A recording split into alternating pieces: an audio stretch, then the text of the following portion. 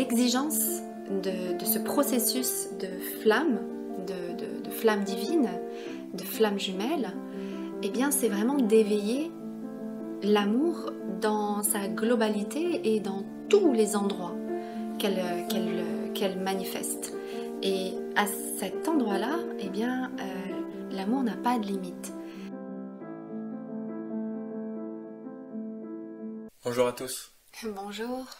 Cette vidéo sur les pièges que l'on peut rencontrer dans le lien flamme jumelle, parce que on le voit bien à travers tout ce qui se dit, à travers tout ce parcours, tous les ressentis, des fois on peut tomber dans certains pièges et on veut aujourd'hui faire un petit peu le point sur tous ces endroits pour lesquels on peut être attiré, et on peut tomber dedans et avec les conséquences éventuelles que ça peut amener.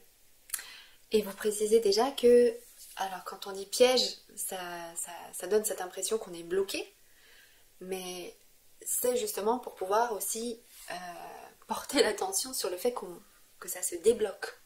Donc on va aborder ça dans l'idée que ça se débloque. Déjà, voilà, précisez ça. Vous dire aussi eh bien que vous pouvez toujours vous inscrire à la conférence qu'on organise sur Paris, une conférence en présentiel qu'on organise sur Paris avec Pascal Montagnac le samedi 6 novembre. Vous pouvez toujours vous inscrire et vous retrouvez le lien ci-dessous. Alors, ces fameux pièges, alors comme on le disait juste avant, l'idée c'est justement pour pouvoir en sortir ou les éviter, ne pas rester bloqué. Un des premiers pièges que tu voulais évoquer, c'est par exemple? Alors, c'est bien de se croire dans un lien de flamme jumelle. Mais cette fois-ci, on va le regarder plutôt du côté, mais qu'est-ce que ça fait si finalement je ne suis pas dans un lien de flamme jumelle? Alors, avant de commencer, bien évidemment, à un moment, on a tous ce sentiment de se dire, mais au final, au vu de tout ce que je vis, au vu de tout ce que je lis, de ce qu'on me dit, au final, est-ce que je suis vraiment une flamme jumelle?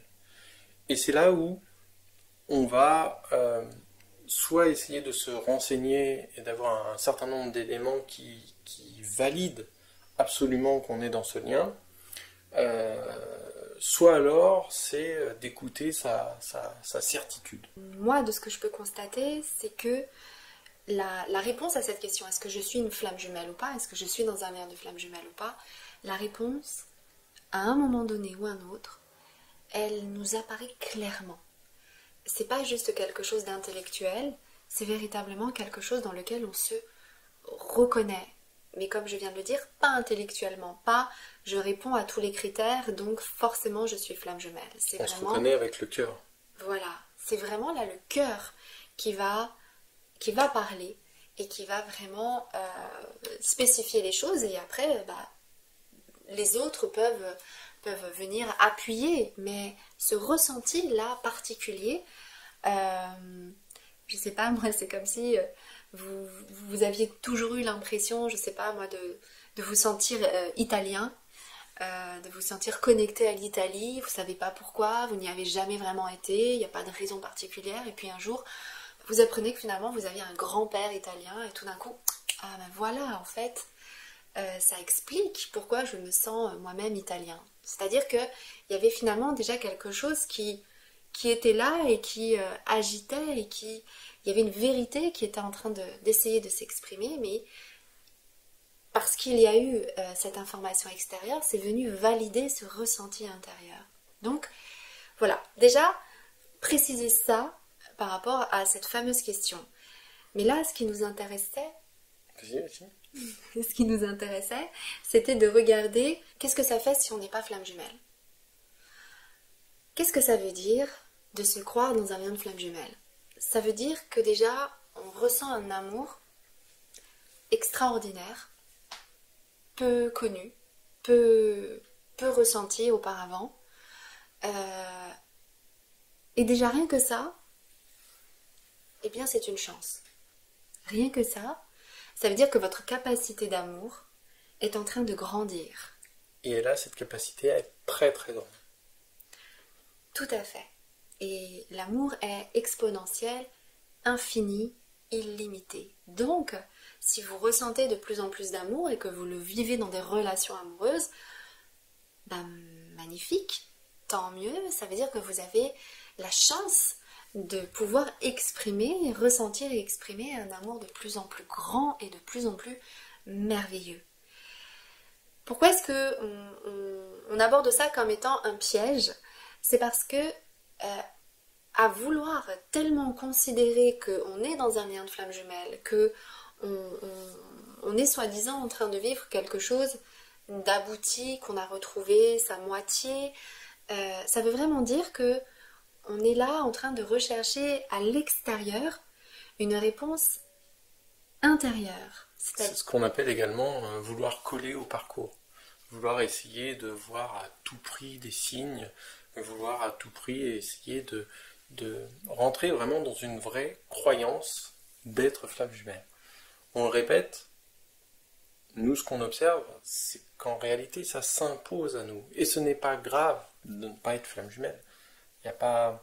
C'est pas mieux d'être flamme jumelle ou de ne pas l'être. Ça ne veut pas dire qu'on va vivre d'ailleurs une histoire d'amour plus belle. Parce que beaucoup d'histoires d'amour de flammes jumelles sont extrêmement compliquées, extrêmement difficiles. Et des personnes qui ne sont pas flammes jumelles vivent des amours très beaux. Donc, arriver à se sortir de cette envie de coller à un parcours, mais plutôt de regarder où vous en êtes. Et certains d'entre vous, bien évidemment, sont flammes jumelles, et d'autres non. Et c'est juste comme ça, il n'y a pas de mieux ou de moins bien en réalité. Il n'y a pas de concurrence dans l'amour. Il n'y a pas un lien d'amour qui est à favoriser ou qui est mieux qu'un autre. Tous les liens d'amour sont des cadeaux, des opportunités merveilleuses. Je lisais un post il y a quelque temps que j'avais trouvé super joli qui disait quand on vit une histoire d'amour, on dit souvent j'ai échoué dans cette histoire d'amour. Non, on n'échoue pas dans l'amour. Vivre des histoires d'amour, ça permet justement de grandir cette capacité-là. Et c'est une chance d'aimer, d'être aimé et d'aimer. Et donc, au regard de ça, il n'y a pas d'échec au niveau de l'amour. C'est notre ego qui considère ça comme un échec, avec toute la douleur de la perte que ça peut signifier. Mais au regard de l'amour, au contraire, c'est juste merveilleux et incroyable que de pouvoir vivre cet amour-là. Et je voudrais juste poursuivre ce que je disais tout à l'heure par rapport à cette notion de rechercher à l'extérieur. Le piège, du coup. Le piège, c'est ça, c'est que flamme jumelle ou pas, le piège, c'est vraiment de considérer que c'est un autre qui va faire briller l'amour qu'il y a à l'intérieur de soi et que c'est grâce à l'autre, à travers l'autre, pour l'autre, que cet amour va exister. Alors que l'amour, c'est une chaleur intérieure, flamme jumelle ou non, nous avons tous une flamme intérieure, et cette flamme d'amour, elle réchauffe, elle nourrit, elle grandit, elle nous élève, et rien que ça, c'est une bénédiction. Donc, si vous êtes dans un lien de flamme jumelle, je sais pas si j'ai envie de dire tant mieux ou tant pis pour vous, mais si vous n'êtes pas dans un lien de flamme jumelle, eh bien c'est très bien aussi, et ça veut juste dire que vous avez une extraordinaire capacité d'amour et que vous pouvez le partager en conscience, en envie totale avec la personne qui aura la chance de le vivre avec vous. Alors le deuxième piège qui est un petit peu lié, c'est le fait de se tromper un petit peu d'objectif. C'est-à-dire que quand on est dans ce lien de flamme jumelle, on se donne souvent un objectif, un idéal, quelque chose à atteindre. Et nous, on part du principe que déjà qu'il ne faut pas se tromper sur l'objectif. L'objectif, ce n'est pas forcément de se réunir à son hôte, n'est pas forcément de vivre avec son autre. L'objectif qui est le plus important, c'est d'arriver justement à faire grandir cet amour de façon universelle. Bien évidemment, arriver à faire grandir cet amour universel, on y arrive mieux quand nous-mêmes, on arrive à faire grandir pleinement son amour qui est en soi, dans un premier temps. Dans un deuxième temps, évidemment, avec l'autre, puisque ça renforce encore l'amour qu'on a en soi. Et puis dans un troisième temps, effectivement, l'amour qu'on peut porter à tous les autres. Et le piège, ce serait de s'arrêter à un des endroits. C'est-à-dire l'amour pour moi, que pour moi, ou l'amour que pour l'autre, ou l'amour que pour les autres. L'exigence de ce processus de flamme, de flamme divine, de flamme jumelle, eh bien c'est vraiment d'éveiller l'amour dans sa globalité et dans tous les endroits qu'elle manifeste. Et à cet endroit-là, eh bien, l'amour n'a pas de limite. C'est vécu différemment, bien évidemment, quand c'est l'amour à l'intérieur de soi, avec quelqu'un d'autre ou avec les autres. Bien évidemment, c'est différent, vécu différemment, mais la source à l'intérieur de nous, elle est identique. Et un des pièges, une des erreurs, ce serait de croire que il n'y a que l'amour que pour l'autre qui compte, par exemple. Et que, par exemple, les autres êtres humains, on s'en fout. Non, absolument pas. Toute forme de vie a son importance. Alors, dit comme ça, comment dirais-je, je veux pas y mettre une exigence, justement, ou une injonction. Ça n'est pas ça, mais c'est vraiment... Enfin, on le voit bien tous les jours, quoi. L'amour qu'on porte... Moi, j'ai des clients qui ont un amour pour leurs animaux. Et j'ai connu des gens qui aimaient les animaux. Donc, je sais ce que c'est que aimer des animaux. Mais aimer des animaux dans cet amour de flamme, c'est encore autre chose. Et à partir de cet endroit-là, eh bien, on peut vraiment constater que toutes les formes d'expression de cet amour a à exister. Et le piège, ce serait de considérer que il n'y a que mon autre, ou il n'y a que moi-même, ou il n'y a que les autres également qui comptent. La réunion, c'est aussi la réunion de toutes les existences d'amour. Ce qui mène au piège suivant. Le piège suivant, c'est-à-dire de ne pas arriver à s'ouvrir suffisamment à l'amour. Parfois, en pensant être tourné vers son autre, complètement vers son autre, vers l'amour vers son autre, en réalité, on oublie de s'ouvrir à l'amour pour soi-même, bien évidemment, mais à l'amour pour tout.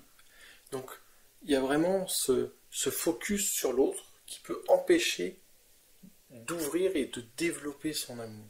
Et développer son amour, pour le coup, ça se fait seul.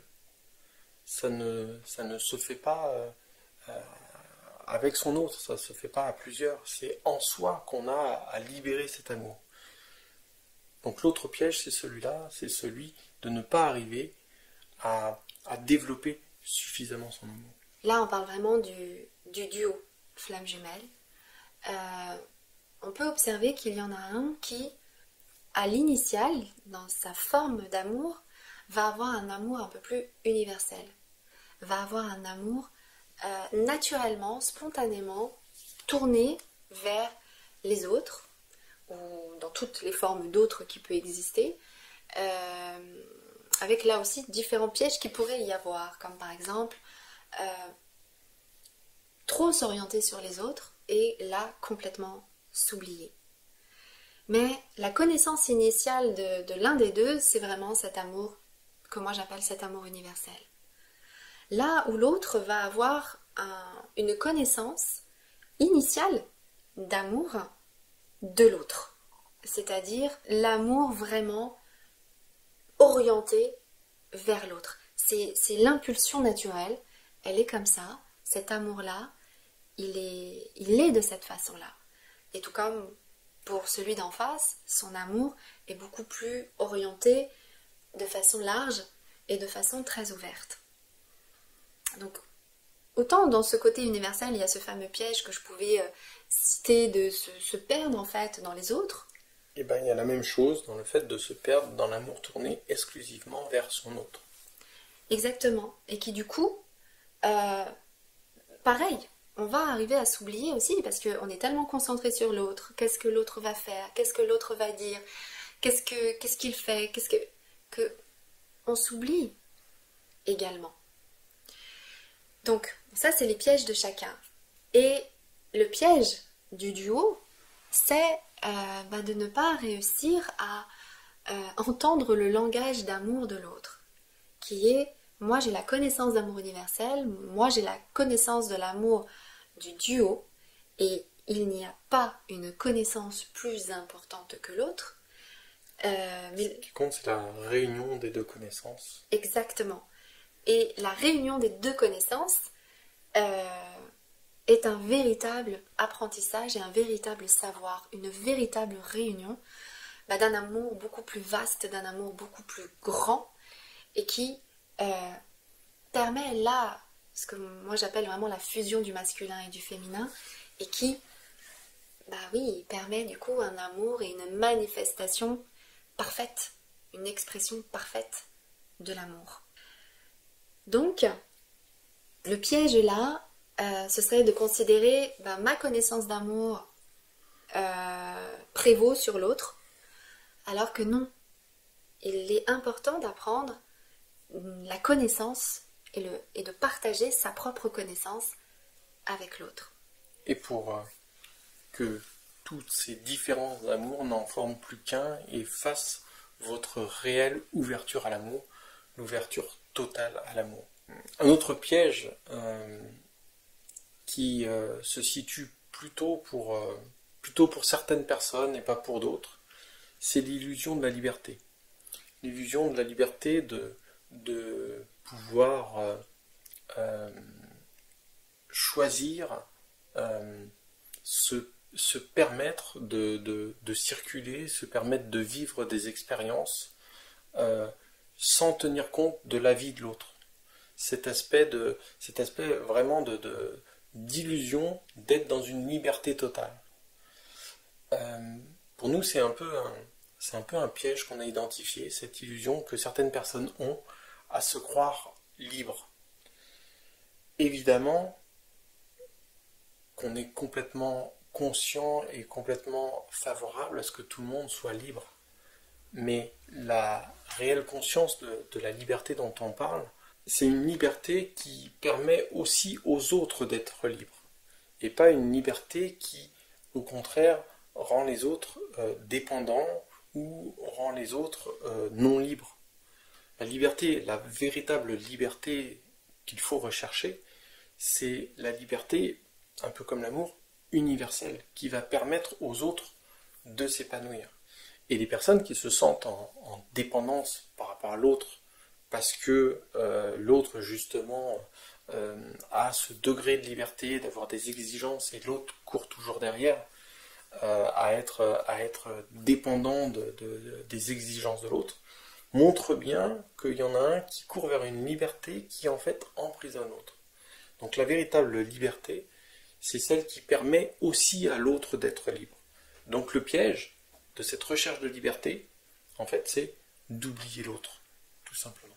Et puis aussi par rapport à cette notion d'illusion de liberté, en tout cas pour ceux qui vont se reconnaître dans cette notion d'amour universel, naturel, authentique, spontané en soi, eh bien, il y a aussi un petit travers par rapport à cette notion de liberté, qui est qu'en effet, on peut croire que la liberté, c'est d'être libre vis-à-vis des autres, et du coup de ne pas forcément savoir être libre avec l'autre. Et du coup, même si on ressent cette attirance, ce magnétisme pour être avec son autre, eh bien le piège, c'est que du coup on va aussi mettre en place tout un tas de fonctionnements, tout un tas de comportements qui vont limiter l'autre, qui vont mettre des freins, qui vont mettre des barrières à l'autre. Et c'est parce qu'on croit que en faisant ainsi, on va garder sa liberté. C'est vraiment la peur de perdre sa liberté en se réduisant, en réduisant son champ d'amour que pour une seule personne. Ce qui est déjà, tout du moins pour ce qu'on expérimente, et là je vais me permettre de parler juste de notre cas personnel, totalement faux, totalement erroné. Quand on arrive à joindre les deux amours, on se rend bien compte que c'est un amour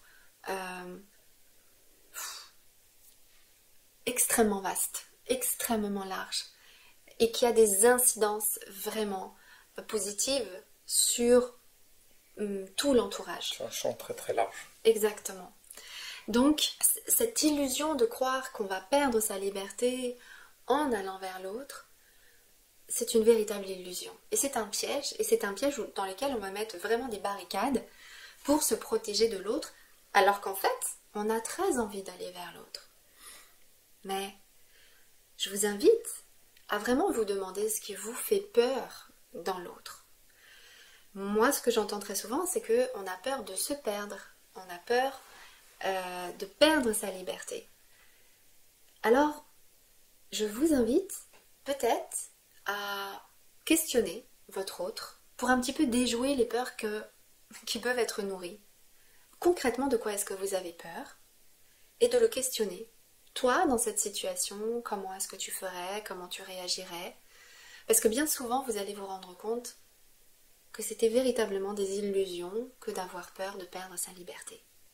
Et d'ailleurs, souvent, certaines personnes ne se rendent même pas compte de tout ce qu'ils mettent en place pour empêcher l'autre de s'approcher, d'être en amour. C'est-à-dire qu'on peut avoir des comportements, et on a d'ailleurs des comportements inconscients qui vont aller bloquer l'autre. Et ne pas voir ces comportements, c'est aussi un piège. Et donc, essayer de recentrer son attention sur ce qu'on fait nous-mêmes, par nous-mêmes, qui empêche l'autre d'évoluer, qui empêche l'autre d'avancer dans le lien. Et tout simplement de se rapprocher de soi.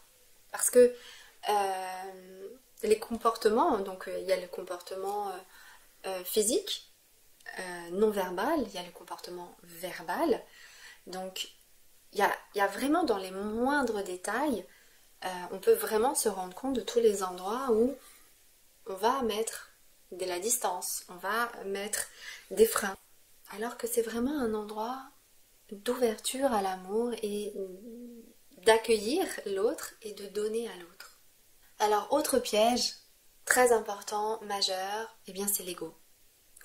Alors on en entend beaucoup parler, on en entend tout le temps parler de l'ego, comme si c'était un ennemi majeur. Il faut savoir qu'on en a besoin. C'est même une fonction, j'ai envie de dire, extrêmement élémentaire et nécessaire à tous.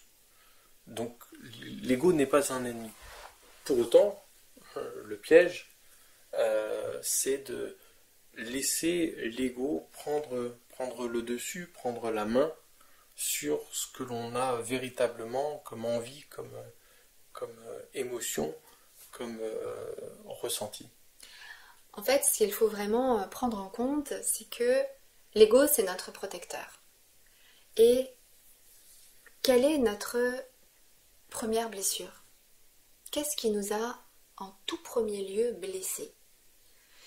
Bon, si on croit un tant soit peu à l'histoire des flammes jumelles, eh bien il se pourrait bien que ce soit notre autre. Vu que ce serait notre séparation originelle, ce serait de lui qu'on se serait séparé. Et c'est donc notre premier objet de souffrance, quelque part. Donc bien évidemment que, et c'est pour ça qu'on entend très souvent, mais je comprends pas pourquoi est-ce qu'avec mon autre, j'ai des émotions extrêmes, tout ressort, tout est exponentiel. Eh bien c'est parce que l'ego, lui, il a vraiment cette information, cette empreinte de toujours que votre autre est votre premier objet de traumatisme, on va dire, votre premier objet de blessure, et bien évidemment que quand il se manifeste, et bien en tout premier lieu, il va... là j'ai l'image d'un père, quoi. Si vous avez une fille qui va sortir pour la première fois avec un garçon, ben, en tant que père, bien souvent, enfin, moi j'avais un père italien, donc voilà. D'abord on met les remparts, d'abord on met les protections, et après on voit ce qui se passe. Et bien l'ego, il agit un petit peu comme ça. Et donc, le piège, eh bien, c'est de laisser toute la place à l'ego. C'est de ne pas rassurer son ego. C'est de le laisser manifester toute sa peur et toute sa crainte d'être de nouveau blessé. Surtout que bien souvent, l'autre ne ramène pas forcément des informations qui vont permettre de radoucir l'ego. Donc, prendre l'initiative de rassurer son ego.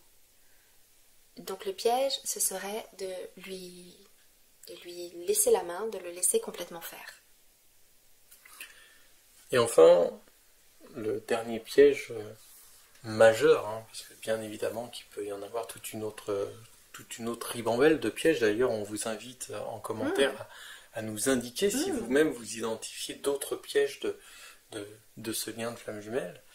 Mais en tout cas, le dernier piège qu'on voulait évoquer avec vous, c'est l'ego spirituel. Alors, dans la spiritualité, dans le développement personnel, dans l'envie comme ça d'avancer, de devenir meilleur, il y a un moment où l'ego spirituel intervient. C'est exact. Et il va pas forcément intervenir de la même façon selon les personnes dans le duo et selon là où on en est. Mais il n'empêche que pour nous c'est vraiment un piège majeur, l'ego spirituel, parce que c'est vraiment sortir de l'endroit du partage et d'être deux. Quand on est vraiment dans son ego spirituel, c'est quoi un ego spirituel? C'est de considérer que son savoir, sa manière, qu'on a la connaissance divine est absolue et que cette connaissance, elle est supérieure à quelqu'un ou à quelqu'un d'autre. Ou à tout le reste. Ou à tout le reste, partant du principe que c'est Dieu, ou en tout cas une force divine, qui serait à la base, à la source de cette connaissance, et que du coup, ça prévaut sur tout le reste. Et ça c'est vraiment quelque chose qu'on peut beaucoup percevoir dans les couples de flammes jumelles, parce que généralement ce sont des personnes qui ont une vraie quête, une vraie démarche, une vraie volonté.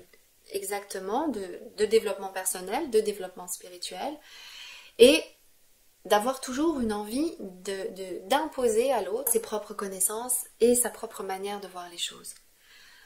Or, il ne faut pas oublier que même si c'est différent, eh bien l'autre aussi est un être spirituel, pas que, mais entre autres un être spirituel, et que ce qu'il est a tout autant de place que le reste. Même si ça n'est pas dit de la façon qu'on voudrait, même si ça n'est pas exprimé de la façon qu'on voudrait, même si ça n'est pas vécu de la façon qu'on voudrait, eh bien, ça a autant de sacré que tout le reste. Et donc, surveiller son ego spirituel paraît extrêmement important. En faisant cette démarche, d'observer si on essaye d'influencer les autres avec notre savoir, de vouloir se mettre en valeur par rapport aux autres, et bien là, en surveillant ces comportements-là, on arrive à l'atténuer pour qu'il n'ait plus de place, ou pas de place, ou en tout cas qu'il ne vienne pas interférer dans ce que l'autre a à vivre. Et dans un lien de flamme jumelle, on rencontre souvent le cas où l'un oriente l'autre parce qu'il croit détenir la vérité. Or, on pense que la vérité n'est jamais d'un côté ou de l'autre. La vérité est la réunion des deux, comme on le disait tout à l'heure. L'authenticité de ce lien se fait au moment de la réunion, mais pas de la réunion physique, de la réunion des êtres, et des êtres spirituels, physiques, intellectuels, mais c'est au moment de la réunion, et non pas au moment où l'un est plus fort que l'autre. Ça ne fonctionne pas comme ça. D'ailleurs, juste au passage, parce que ça me fait penser à ça, mais on voit souvent la réunion comme le fait que les deux se retrouvent. Pour moi, la réunion, c'est davantage ce qui vient d'être dit, c'est-à-dire de réunir. Réunir. Voilà, c'est pas réunir, ça y est, on est ensemble. Non, c'est on se met autour de la table et on réunit tout ce que l'on est pour pouvoir le fusionner. Mais il y a d'abord cette étape de